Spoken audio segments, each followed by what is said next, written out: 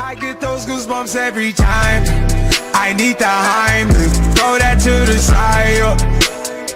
I get those goosebumps every time, yeah. When you Greetings, technicians. This is Admin Crow here, your coach of the Toronto Star Raptors, bringing you the team builder for another week of the TDL, the Technician Dream League. This week we'll be taking on Hegna, the coach of the Seattle Swablus.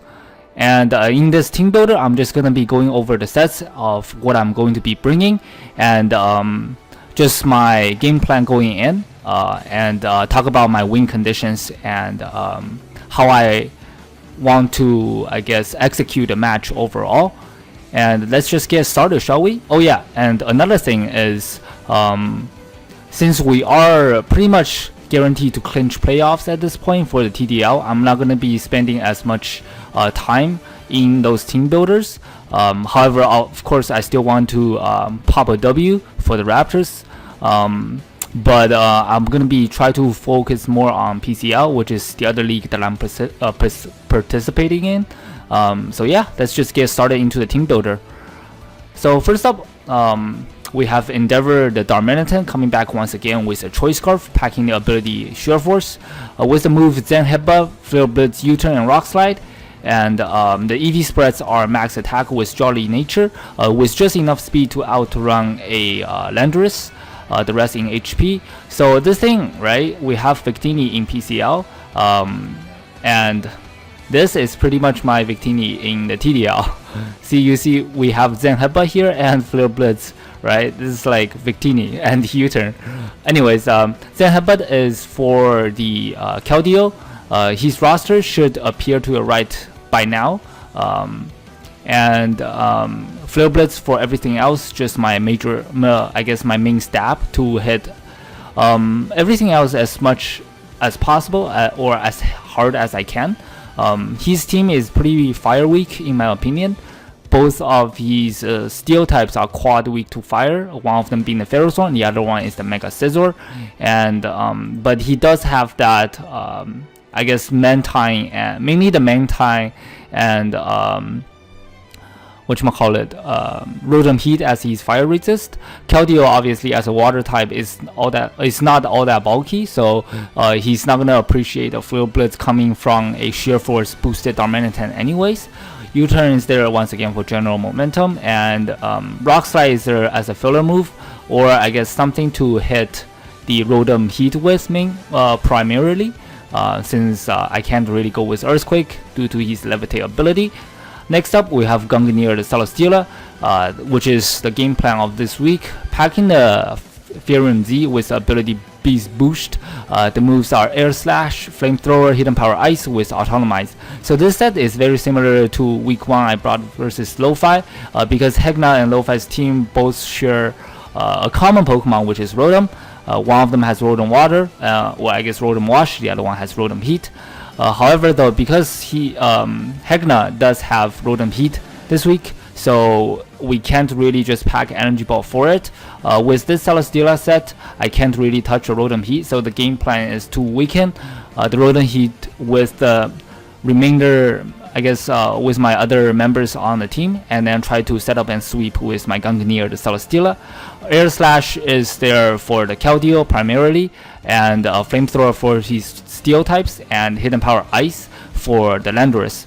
The Landorus I can pretty easily wear down as he doesn't get reliable recovery, and he might even run a defog set this week, simply because his defogging options are pretty limited, mainly being the Landorus, Mantine, and Rotom Heat and Mega Scizor. Two of those are weak to rocks.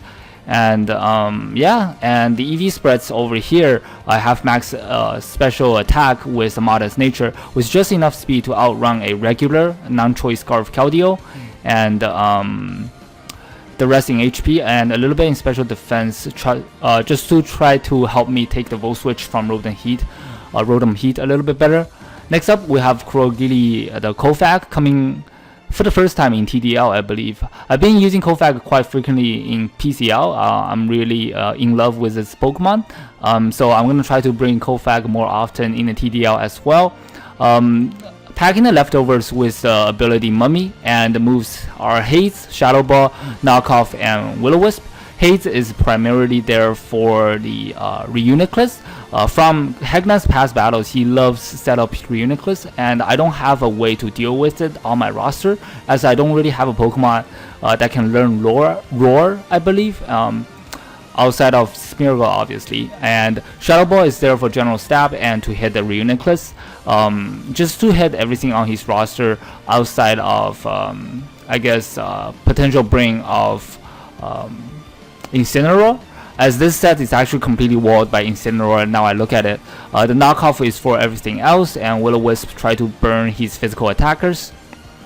With a max special defensive set, as I don't really need a defensive investment since the thing walls a Mega Scissor pretty well anyways, just with the Mummy ability and its natural bulk on the physical side. And as for the Landorus T, I have a better switch, and as I will show you guys a little bit later in this builder, the max special defense is to take a potential +1 Shadow Ball or just +1 anything coming from a Reuniclus and be able to haze off his Calm Minds. And I can't believe I'm doing this, but I actually have speed investment on the Kofak, so it's really interesting to note that I actually speed tie with Reuniclus at a base speed of 30, so I have 8 points of EVs in the speed just to creep that thing, if so decide to, you know, creep me by 1 point. And yeah, so it's pretty straightforward here. Next up, we have Kaminari Tapu Koko coming back once again, packing the Shuka Berry. Last week I got tossed by Isaac, and with the Shuka Berry didn't really put in work as he didn't bring the Mamoswine, so a little bit of spoiler over there. So this week we're bringing the Shuka Berry Koko once again, proving its worth. Let's see if he can put in work or not. And packing both Volt Switch and U-Turn, Thunderbolt for general stab, and Hidden Power Ice for the Landorus. So I just have enough speed to outrun a speed boost in nature, Keldeo I believe, and the rest in HP, obviously with a modest nature and max special attack once again. So the idea behind this is that if I do lead with my Tapu Koko versus his Landorus lead, I can just stay in safely, as I know I live any hit he goes for. Even if he didn't go for rocks, I can take that Earthquake and be able to do a lot of damage, potentially OHKO the Landorus with my Hidden Power Ice. And I can just U-turn out if I do lose my Shuka Berry at any other point, I guess in the battle, while he still have that ground immunity around being the Landorus. And Volt Switch is there for momentum, obviously. If he leads with Ferrothorn, I'm not going to be able to stay in against that thing. And next up, we have Tutorial Key, the Kirin Black, packing the leftovers with the ability Terra Volt. This set is quite similar to the set I brought versus Lo-Fi as well. The idea is to be able to set up against that, a substitute against that Ferrothorn or the Rotom Heat, and packing the Earth Power, Ice Beam, and Fusion Bolt for my offensive moves.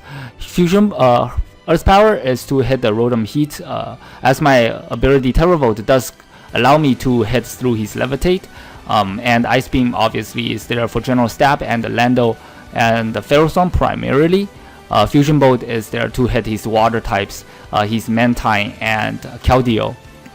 And just to pull off that combination with the Tapu Koko's Electric Terrain once again. Last week it didn't really put in the work as I played really terribly and mistimed Koko's Electric Terrain. So this week we're gonna try to play a little bit better there. The EV spreads are pretty heat, in my opinion. We're packing a serious nature this week. The Kirin Black is now playing around after a defeat from last week. Packing the max HP and 148 attack, 24 in attack, 148 in defense, 64 in special attack, and 20 in special defense with 0 speed. I don't really need speed investment, as the Lando T will probably, if he's more of a defensive variant, I can outspeed anyways because I'm naturally faster. If he's more of a speedy variant, then so be it. I do have a better switching into Lando T, or I guess I can always go Gungnir or Celesteela every time almost. It's pretty much a physically defensive set to help me set up against the Ferrothorn and be able to ditch out damage from there. And whatchamacallit, and the special attack investment is to help me guarantee 1-hit KO a max HP Rotom Heat with my Earth Power, and the 24 attack is to help me help my matchup versus his water types, I guess, and special defense. I didn't really want to lose any of my stats, as if I do run a minus speed nature, I actually run the chance of not be able to outspeed a Rotom Heat, which is pretty bad because I actually don't want to get burned this week, as I am packing one physical move, being my Fusion Bolt. So that's that. Next up we have Demonic Pillar. Wait, that might not fit. I might just put Demon Pillar. I don't know if the team is... Let's see. Oh, okay. That's actually enough characters. Anyways, the Claydol actually coming back with a nickname. So I actually brought this thing versus Lo-Fi week 1 as well. Packing the Rocky Helmet with the obvious ability Levitate. Packing the moves Rapid Spin, Stealth Rock, Ice Beam, and Hidden Power Fire. So with max physical defense and a bold nature, this is mainly to use as an anti-lead against both the Lando T and the Ferrothorn. Ice Beam obviously for the Lando T, and Hidden Power Fire for his Steel types. It hits Scizor relatively hard as well, but I'm probably not going to stay in against the Scizor, as I have both Gungnir and Kurogiri as my switch in to the Mega Scizor if he so decide to bring it. Rapid Spin is there obviously for hazard control, so this week I'm actually bringing hazard control as I don't want to get hazard stacked by his Ferrothorn. Stealth Rock is there for, I guess, just Stealth Rock for the Rotom Heat, as it does help me out with the Gungnir sweep later on. So yeah, that's pretty much the stats of... I'm pretty confident with the team that I'm bringing this week. I hope they put in the work. Oh wait, I need to give this thing a gender. So yeah, I guess I'll see you guys in the battle. This is gonna be Admin Crow here, signing off. Goodbye, technicians.